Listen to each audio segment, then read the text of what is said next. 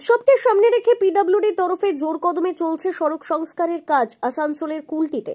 ঠিক যেভাবে রাজ্যের মুখ্যমন্ত্রী রাজ্যের দুর্গাপূজা কমিটিগুলোতে 1,10,000 টাকা করে অনুদান দিচ্ছে যাতে পুজো আরো সুন্দরভাবে সম্পন্ন করা যায়, ঠিক সেভাবে রাজ্য সরকারের পিডব্লিউডি দপ্তরের উদ্যোগে জোর কদমে চলছে সড়ক সংস্কারের কাজ।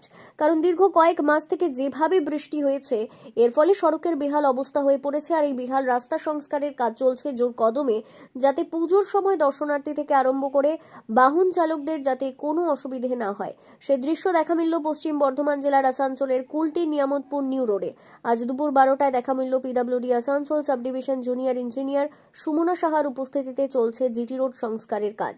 তিনি জানিয়েছেন 9 লক্ষ টাকা খরচে কুলটি থেকে কাকড়াশোল পর্যন্ত সড়ক সংস্কারের কাজ করা হচ্ছে।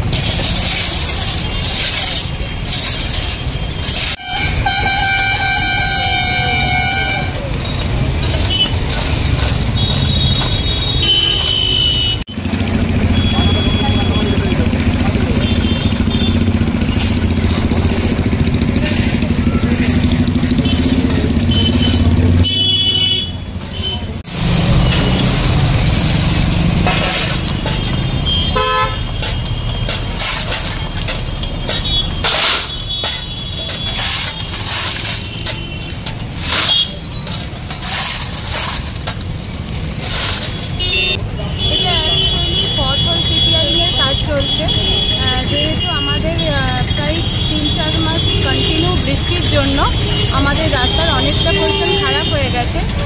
বিশেষ করে আমাদের যে এই পোর্শনটা দেখছেন এটা খুব ভাইটাল একটা পোর্শন। ইস্কো মোড় থেকে হচ্ছে ইস্কো মোড় থেকে যে গাড়ি ইস্কোর ওদিক থেকে গাড়িগুলো আসে লোডের গাড়িগুলো সেটা চিত্তরঞ্জন রোড দিয়ে যায়। এবার এই পোর্শনটা আমাদের বেশি খারাপ হয়েছে, তো এই পোর্শনে আমাদের কাজটা চলছে। প্লাস হচ্ছে আরও যে ছোটো ছোটো পথগুলো আছে সেগুলো আমাদের এর মধ্যে রিপেয়ারিং হবে।